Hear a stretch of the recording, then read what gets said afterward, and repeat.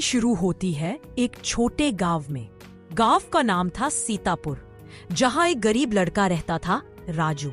उसको पिता किसान थे, लेकिन बहुत कम जमीन थी। आमदनी इतनी कम थी कि 2 वक्त की रोटी मुश्किल से मिलती थी। फिर भी राजू के सपने बहुत बड़े थे।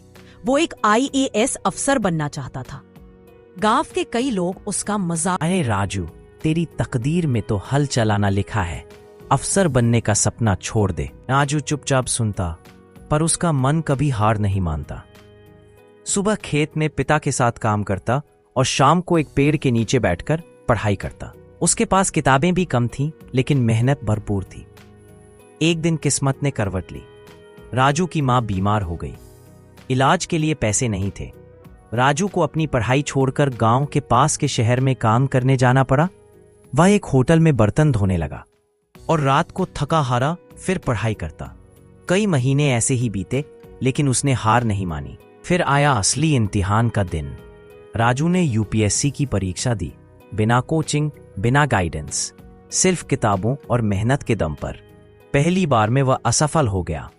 गांव लौटते ही फिर लोगों ने ताने मारे, कहा था ना, तकदीर से बड़ा कोई नहीं। लेकिन राजू जानता था, किस्मत मेहनत करने वालों का साथ जरूर देती है। दूसरे साल फिर से परीक्षा दी। इस बार भी मुश्किलें थीं, नींद कम, तनाव ज्यादा, लेकिन हौसला बना रहा। और फिर जब परिणाम आया, राजू का चयन हो गया। वो एक IAS अधिकारी बन चुका था। पूरा गांव हैरान था। वही लोग जो ताने मारते थे, अब कह रहे थे, ये तो हमारी तकदीर है कि हमारे गांव से एक अफसर निकला।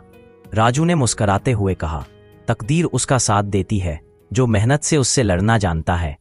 सीख मॉरल: तकदीर कभी भी पक्की नहीं होती।